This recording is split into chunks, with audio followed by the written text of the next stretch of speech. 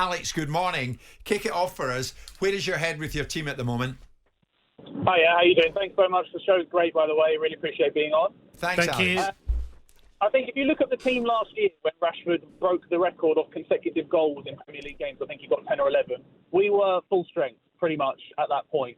If you look at this season, we've got new goalkeeper, Luke Shaw's been injured, Martinez has been injured, Varane's been injured, Sancho is nowhere at the moment, Rashford's out for a few games, no Casemiro, no Eriksen, Anthony's just come back.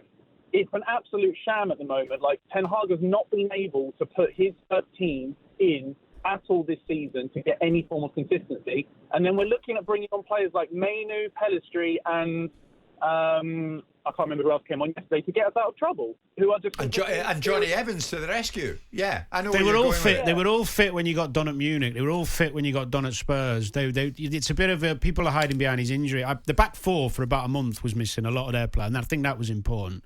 But Casemiro and Martinez were playing at Munich, playing at Tottenham, and in the early games where he struggled, and Wolves and games like that where they were struggling. I think the issue is we don't have anyone to come on to also change the game. You know, like we obviously Sancho, as I said recently, has not been around. Mount obviously has been injured as well.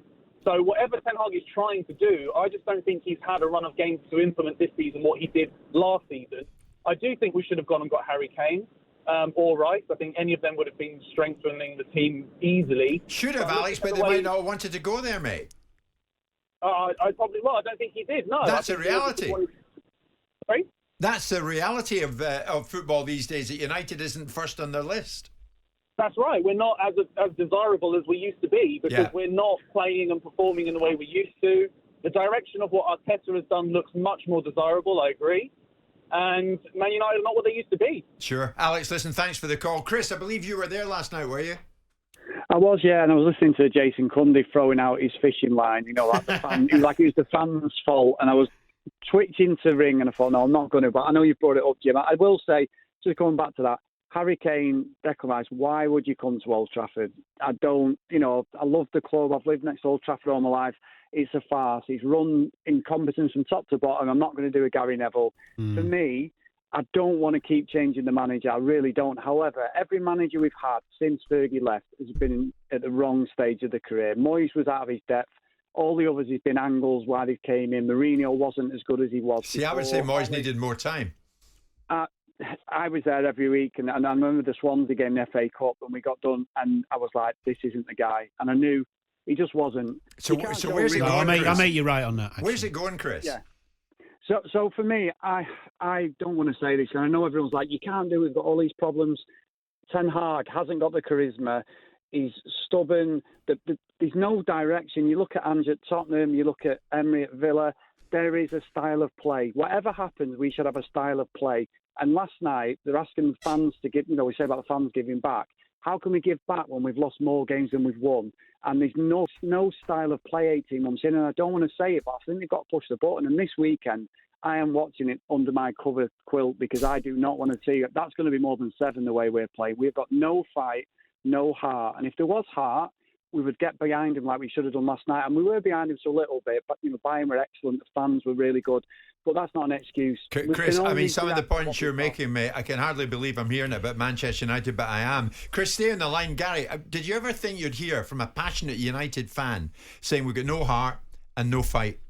No, I think it's worrying, isn't it? If you're a fan that pays your hard-earned money and turns up every week, you want to see those bare essential things, don't you? I think the question I would ask to Chris is, because we've spoke about the top players want to go to Man United at the moment. So if you're going to change the manager, who do you go and get? Is that part of the issue as well? But are you going to go? I know you're going to attract lots and lots of top names, but are you going to get a top manager at the moment? That's the question, Chris, isn't it? I mean, Rio Ferdinand said, "What's the point of changing Ten Hag at the moment?" The point. Sorry, I'll just interject. The point is, they've got to be doing better than they are. Yeah. And whoever comes in just needs to be better than Ten Hag. Doesn't need to be the next Messiah. Chris, you're having problems attracting the top players. Can you attract the top managers?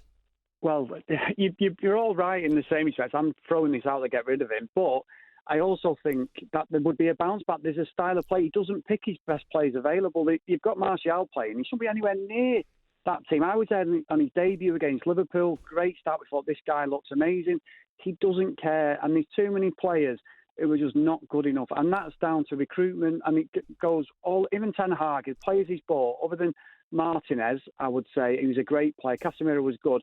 They're not good enough. Onana is terrible. And we needed a new keeper. De Gea had run his course. We've got the lad from Turkey who's not even played. He's understood it. He's got to be better than Onana. I mean, that goal, I'm not saying he would have saved it. Why didn't he come and meet the player, make himself look big, Schmeichel out, do something? Even if he scored, the decisions, I don't know what they're doing with Onana. He's not good enough. Chris, it's despair by the sounds of it. Scott, we'll go to you and we'll round it off in a second or two. But Scott, where's your head with it all at the moment? Kane, well, he went to Bayern Munich. He didn't go to United. He didn't play in the red of United last night. Declan's at Arsenal.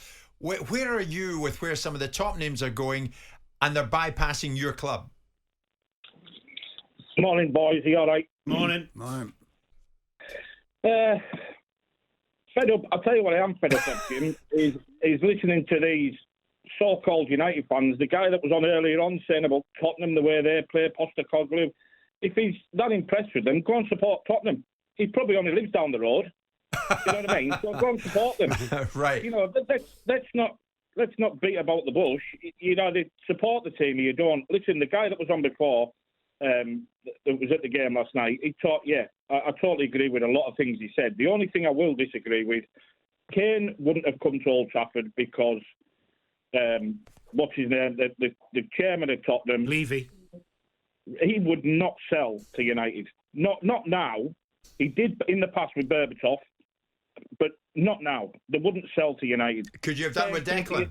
Kane coming to Old Trafford and scoring against Tottenham, that would not go down well with Levy. Rice is a London boy. He didn't want to come up north. He could have come to City. So what, you know what I mean? Yeah, I know what you mean, Scott, but the wider point is, can United still attract top players? Listen, and I'm not sure. I remember many years ago, Rio Ferdinand at Leeds, and there was only one club that he wanted to go to, and Ridsdale could hardly bear saying to me, if they get to the magic 30 million, we'll sell him. And they had to sell him because it was Manchester United. That's no longer the case. But Jim, that's a good example of that. Sorry to interject, but Højbjerg at 80 million, you know, for that to be the main number 9 at Man United maybe is symptomatic of the fact that they couldn't bring those type of players in. You know, they've had to go with someone that maybe has to take, you know, they're hoping he does it this year, but at the moment you're looking, you're saying he's going to take 18 to 24 months, you know, to develop That's into a great that player. point. He won't hit the ground running. That's a great point Gary's made, Scott, regards Højbjerg. Yeah, it is. Højlund. Totally agree with Gary. Absolutely. Yeah. You know what I mean? But you keep saying about you not attracting the players. It's Manchester United, Jim. If Liverpool were in this situation, Liverpool could still attract players. United's a massive club worldwide, and players want to play for United. But if a chairman doesn't want to sell to the club and can sell it somewhere else, he will do. And that's what happened with Kane. Levy was not going to sell to us. But getting back to the point, why are we going to go down this road of sacking another manager 2 years on? Because he's not good enough.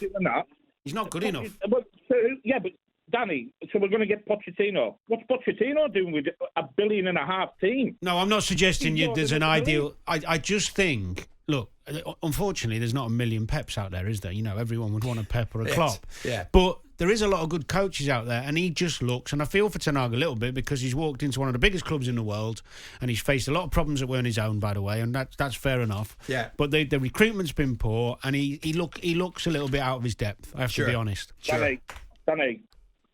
Danny, Sir Alex Ferguson came from Aberdeen. That's no disrespect to Aberdeen, to Manchester United. Times have changed, though, haven't they? Players' behaviour's changed. Yes, it has, but that doesn't make the coaches are still the same, Danny. Yeah, that's true. But coaching involves managing players' egos and stuff. And back in the day, I don't know whether that was as relevant. But yeah, I know. I see your point. But he's not. Look, ultimately, the proof's in the pudding. Yeah. United have lost 12 out of 24 24 games already. They only lost 12 in 65 last year. Yeah. They are well off it. They are on a slippery slope to nowhere. Jim White and Simon Jordan. Monday to Friday mornings from 10 on AM, on DAB, via the talkSPORT app and on your smart speaker. talkSPORT.